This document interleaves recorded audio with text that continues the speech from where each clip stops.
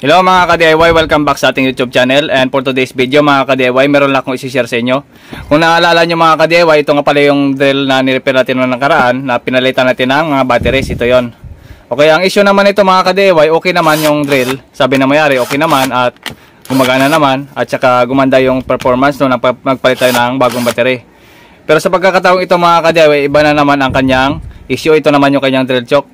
Ang problema doon ito, nung nagpalit sila ng bala, naka-screw bit natin mga ka-DIY, nagpalit sila nito, hindi daw nila matanggal. So, pinilit nila ng pinilit hanggang sa na-lost thread. Ito yung kinalabasan. Okay, hawakan natin yung pinaka-drill choke. Ayan. Kung napapansin nyo mga ka-DIY, lost thread. Ayaw matanggal. Okay, forward tayo dito. Forward. Then, press tayo ulit. Ayan. Kung napapansin nyo, stack up lang yung kanyang pinaka-handle dito. Ayan o. Wala. Kahit reverse natin, ganun pa rin. Hindi matanggal yung kanyang screw bit.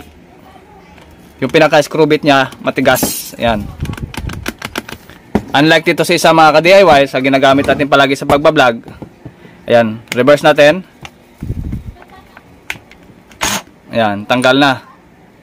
Isang pindot lang. Ayan.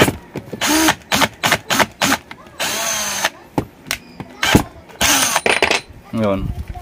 Ito, stock up at saka lost thread. Yan ang alamin natin mga ka-DIY. Ituturo ko sa inyo kung paano magpalit ng mga ganito drill choke, okay? Ito yung bago natin na in-order natin sa online. Ang tawag dito ay drill choke. Ito yon. Mamaya ituturo ko sa inyo kung paano magpalit nito at ano yung mga sizes na dapat yung malaman para kung sakaling ganito yung nangyayari sa inyong mga portable electric drill o portable drill, ay makakabili kayo at marireplacean nyo or mapapalitan nyo ng panibago. Okay mga ka-DIY, ganito lang yan. Okay?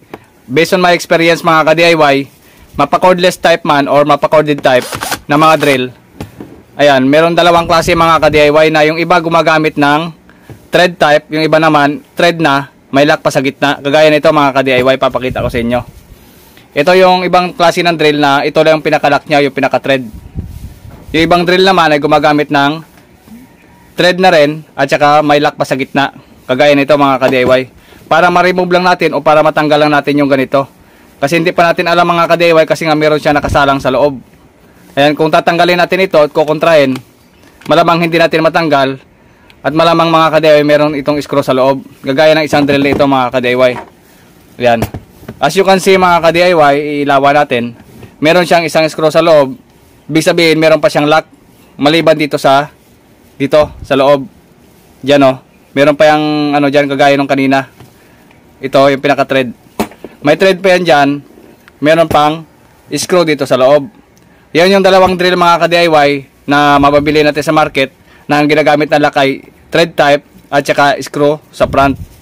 Okay? So para matanggal natin yung ganito, ang gagawin natin mga ka-DIY, sisilipin natin kung may screw. Nga lang, paano natin masilip kung ito ay nakalock? Kaya ang gagawin natin mga ka-DIY, i-remove muna natin itong pinaka-screw bit nya sa pamamagitan ng torch. Ganito mga ka-DIY, tuturo ko sa inyo. Kahit anong torch naman mga ka-DIY, kahit ganito, pwede ito. Ayan. Or yung mga simpleng torch lang. Tapos painitan natin ito mga ka-DIY, yung pinaka-front nya. Gagawin nito, gagawin natin sa actual. Ito. Tapos, gagamit tayo mga ka-DIY ng ganito. Vice grip. Yan. Para malaman lang natin mga ka-DIY at para ma-remove lang natin yung pinaka-bala nito. Okay? Tara, gawin natin ang actual. DIY, buksan natin ito. Buksan natin at painitan natin yan. Yan. Tapos, bigyan natin ng apoy. Yan. Para lumambot yung bakal. Yan.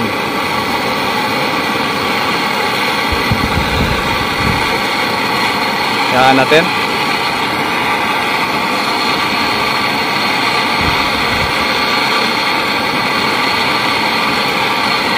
Then i-off na natin mga ka-DIY. I-off na natin. Tapos pagkakata natin ng vice grip dito sa dulo. Dito. Yan.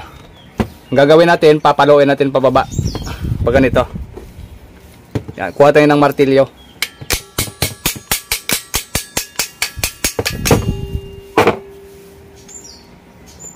Kita nyo mga ka-DIY, natanggal na natin. Okay, tabi lang muna natin yan. Kung napapansin nyo mga ka-DIY, ang drill na ito ay hindi gumamit ng screw. So, ibig sabihin, mas madali yung pagtanggal natin ng pinaka-choke nya. Ito. Yan. Wala siyang screw. Ayun, wala siyang ginamit na screw. Kita nyo naman. Ayan mga ka-DIY, wala siyang screw. Okay? So, ito, ibabalik natin. Kasi kukontrahin natin siya. Ibabalik natin konti. Tapos, kukontrahin natin. Okay? So, medyo mainit pa, mamaya na lang. Ayan, so hindi na natin kailangan pang gumamit ng screwdriver para tanggalin yung pinaka-lock dito. Kasi wala naman siyang lock. Ayan, kung nagkataon lang na meron, tatanggalin natin kung meron. Wala namang screw doon sa loob. Ibig sabihin, mas mapapadali yung repair natin. Kaya ang gagawin natin mga ka-DIY, dahil hindi na ito mainit, ipapasok na lang natin dito. Yan. At saka, kukontrahin natin mamaya yan. Papasok natin yung pinakabala. Yan. Babalik natin sa dati. Okay, papalawin lang natin. Yan. Ang purpose niyan mga ka-DIY, para sumama itong pinaka drill choke nya, para sumama.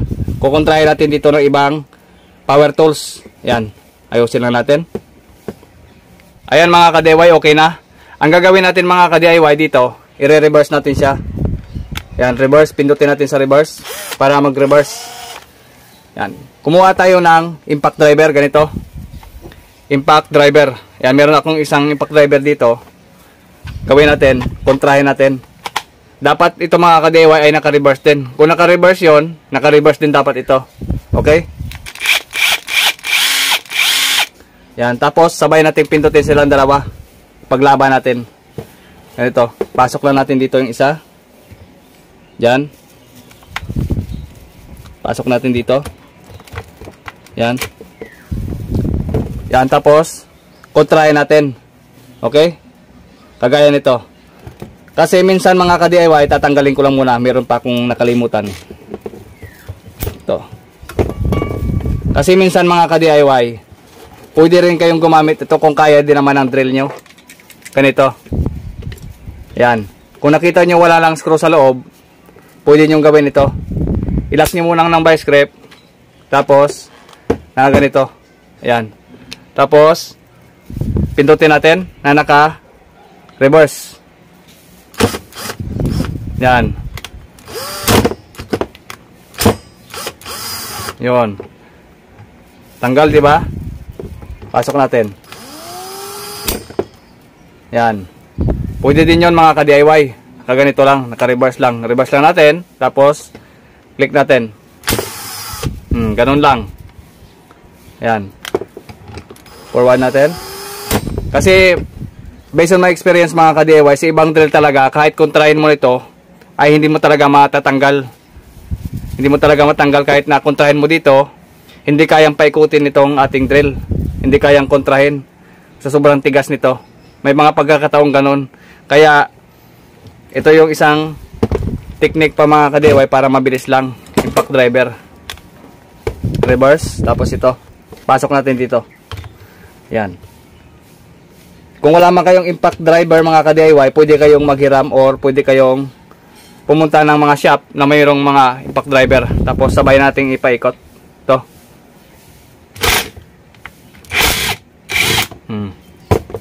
Ganun lang, kabilis. Okay? So, tanggal na kagad. Yan, mapapalitan mo na siya. Okay, mga ka-DIY, tatanggalin na natin ito. Kasi babasehin pa natin yung size. Ituturo ko sa inyo kung anong size niyan. Okay? Okay, ito naman sa size mga ka-DIY. Ito yung pinakaluma natin. Yung tinanggal natin, ang size niya ay 10mm. Ayan. 10mm yung pinaka-size. Ibig sabihin yung 10mm na yung mga ka-DIY, ito yung pinaka-maximum na butas dito. O magkakasyang pinaka-drill bit niya, 10mm yung pinaka-maximum na ilalagay natin dito sa pinaka-butas niya dito. Yun ang balang kakasya talaga sa kanya, o 10mm pinaka-maximum niya size. Okay? Ito naman 3/8 mga ka-DIY, itong 3/8. Ito naman yan mga ka-DIY yung butas dito. Yung pinaka-size natin ito, itong butas na yan, 3/8. Kaya yung in-order natin mga ka-DIY sa online, available din naman ito sa Lazada or sa online. Ayan. 0.8 by 10 mm. Ito mga ka-DIY ay 10 mm. Ayan, 10 mm. Pagdating naman dito mga ka-DIY ay 3.8 din. Ayan o, 3.8. Ayan, 3.8. So parehas lang yan mga ka-DIY. Tara, salpak na natin. Ang gagawin natin ganito, sasalpak na natin doon. Ayan. So wala itong link mga ka-DIY kasi nga hindi gumagana yung link dun sa ating YouTube channel.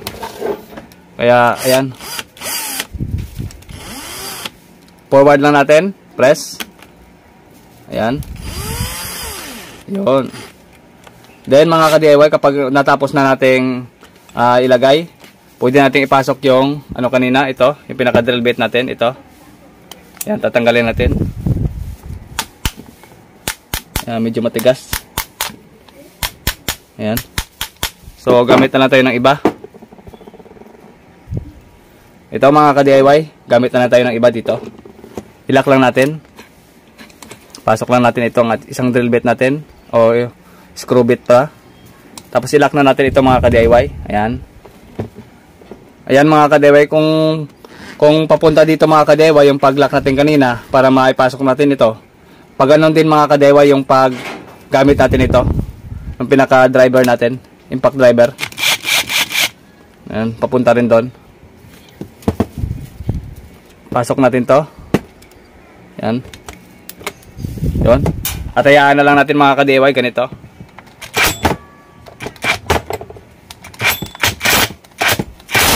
Yun. Tingnan natin. Yun. Talas. Lagay.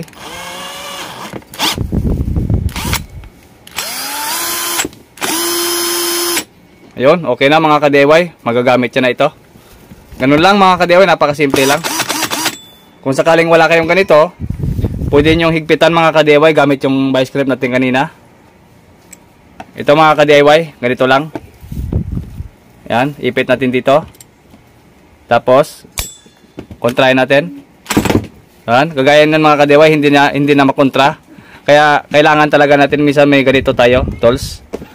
Yan o, hindi makontra. O kasi nga ginamitan natin ng impact driver na ganito. Ayan. So, ganun lang mga ka-DIY yung gagawin nyo. Or pag masikip na. Para sumikip lang. Dito lang yung adjustan mga ka-DIY kapag wala tayong ganitong tools.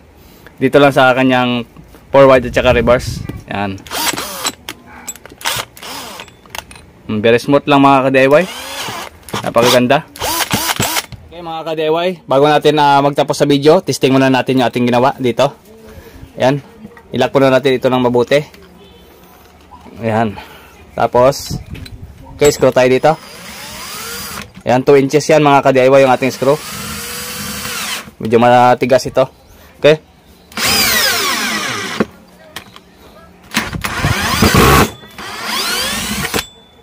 Yan, medyo matigas kasi yung kahoy mga ka-DIY. Sobrang tigas nito. Yan. So okay naman mga ka-DIY, tagos naman. Yan.